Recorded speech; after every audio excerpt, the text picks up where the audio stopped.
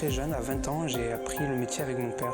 C'est lui qui m'a transmis cet amour, cette passion, qui m'a montré surtout ce que c'était de plonger, ce que c'était la mer.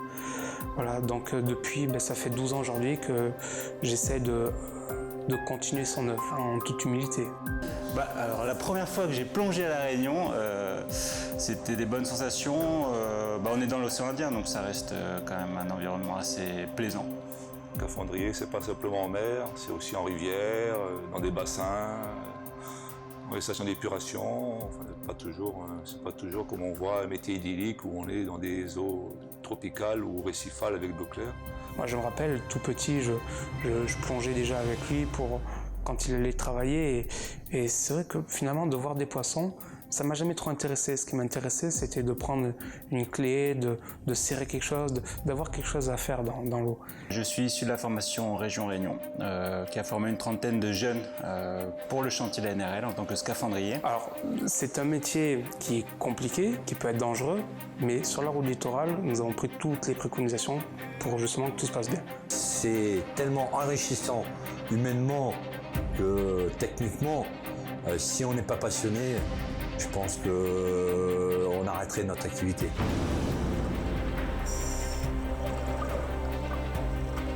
Il y a deux catégories de plongeurs, donc ce qu'on appelle les plongeurs loisirs. C'est ceux, par exemple, les moniteurs de plongée, ceux qui plongent pour le plaisir, pour chercher des sensations, pour voir des poissons, des coraux.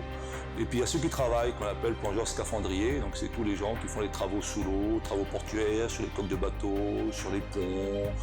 Voilà, donc, et là, ils vont, entre guillemets, se faire plaisir, et d'autres, c'est leur boulot. On a une phase qui est sur la digue et une autre sur le viaduc. Donc sur la digue, on fait de la pose d'acropole, du contrôle de l'enrochement. L'enrochement, c'est ce qui va permettre de tenir la digue contre la marée. Sur le viaduc, on a une mission de contrôle aussi, mais sur la pose des piles. Voilà.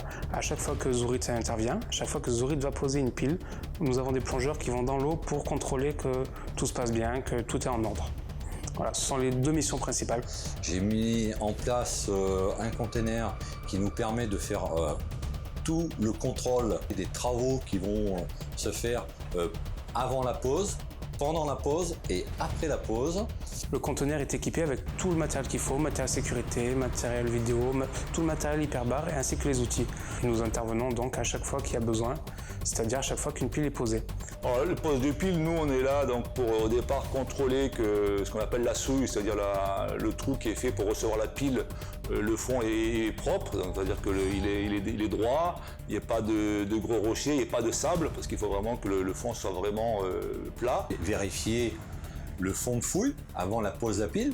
Des fois qu'on aurait un objet qui serait tombé par inadvertance, ou vérifier si pendant des opérations qui a été fait de dragage, si on n'a pas quelque chose qui serait tombé. Ça, c'est les premières opérations. On va faire un contrôle du fond de la fouille.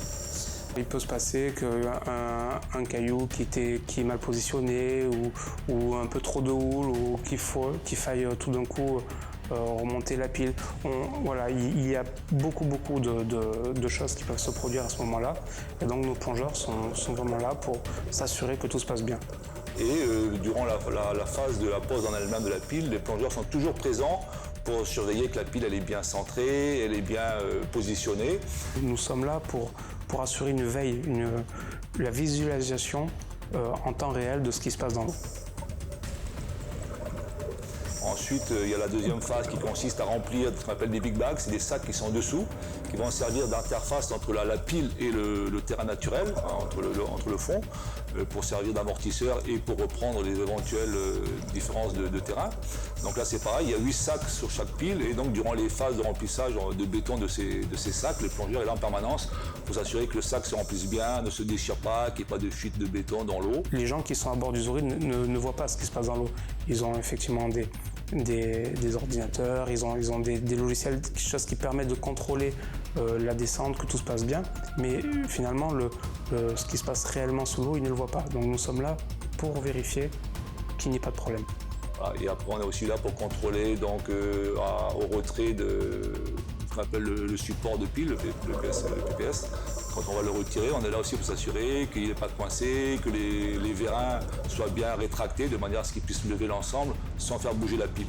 Donc nous sommes les yeux, simplement, des gens qui ne peuvent pas aller sous l'eau. Ok, on va vérifier les flexibles de façon à ce qu'on n'ait pas de problème. Quand on arrive sur un site comme ça qu'on ne connaît pas, il y a toujours une appréhension parce que on n'est pas forcément au courant. Il y a toujours des surprises qui arrivent dans l'eau, on est toujours soumis à des aléas météo ou des petits problèmes techniques. On peut avoir effectivement, dès que la visée diminue, comme on est dans un milieu différent, une approche un peu différente, mais au final, tout est sous contrôle, on est toujours relié à la surface avec le narguilé. Donc le narguilé, il est composé de plusieurs éléments, donc l'air qui arrive au casque pour respirer et les communications qui nous permettent d'être en contact tout le temps entre le fond et la surface. C'est un peu comme dans une cabine de pilotage, c'est-à-dire que tout est doublé. Si le plongeur n'a plus d'air, il a une bouteille de secours. S'il y a une deuxième bouteille de secours qui est située à l'intérieur du conteneur. Donc tout est doublé. On a un plongeur secours qui est en assistance s'il y a un cas de problème. Il y a énormément de personnes qui gravitent autour de la pose et nous on est là justement pour pouvoir mettre en place la sécurité aussi bien pour les plongeurs mais pour les gens qui gravitent tout autour de cette opération. Tout est bien contrôlé, donc forcément on travaille en équipe. Donc même jeune plongeur, on sait exactement quoi faire sous l'eau, même sans visibilité, donc il n'y a pas vraiment d'appréhension. Donc il faut faire confiance à l'autre, faire confiance à notre équipe. Donc le rôle de la sécurité est assuré par les plongeurs qui sont en surface. Donc il y a des règles simples, il faut les suivre. Une journée type sur la pile, c'est 12 heures, 12 heures sur site. Donc il y a des postes de jour et des postes de nuit, deux environnements différents. Quand on plonge la nuit, on a un champ de vision qui est très réduit. Donc on est de nuit et souvent les petits jeunes ils se trompent de pied, on leur dit d'aller sur le pied numéro 4, ils vont sur le numéro 1. De nuit forcément, c'est la visibilité qui manque. Notre éclairage nous permet de voir nos mains un peu plus loin quand même, mais pas beaucoup plus. Après une petite forme d'appréhension peut-être du milieu, parce qu'on travaille dans des conditions avec peu de visie. Tout ce qui se passe sur les côtés, on ne le voit pas. Donc, de toute façon, on est concentré sur ce qu'on doit faire. Donc, tout est sous contrôle, donc au final, l'appréhension part très vite et on nous dit exactement quoi faire sous l'eau. Donc le COH, notre chef d'équipe, nous dit exactement quoi vérifier. Donc tout se passe généralement bien. Un vrai scaphandrier, il doit être un petit peu démerdard, il doit être capable sous l'eau, avec ce qu'il a, entre guillemets, de solutionner le problème ou de demander, par rapport à ce qu'il a en surface, un outil qui va permettre de régler le problème. On est concentré sur la descente, on est concentré que tout se passe bien. On manipule une pile qui va faire 4800 tonnes parfois, donc il faut vraiment qu'on soit concentré sur notre objectif. On n'a pas trop le temps de regarder s'il y a des poissons, des dauphins, même si on aimerait bien en voir finalement, mais voilà, on n'a pas trop le temps de s'occuper de ça. Sur des opérations comme ça, au départ, on ne voit pas grand-chose. Après, quand on fait la mise en place, rapidement, il y a des raies. Par exemple, sur toutes les inspections de souille, systématiquement, il y a une raie, alors on ne sait pas si c'est la même ou s'il y en a plusieurs, qui viennent profiter, comme ils ont dragué, ils ont soulevé les sédiments, ils ont sorti les coquillages, donc les raies qui mangent les coquillages viennent là, donc c'est ça de garde-manger. Et après, durant les opérations de pause, maintenant, on a toujours des bandes carangues qui viennent traîner.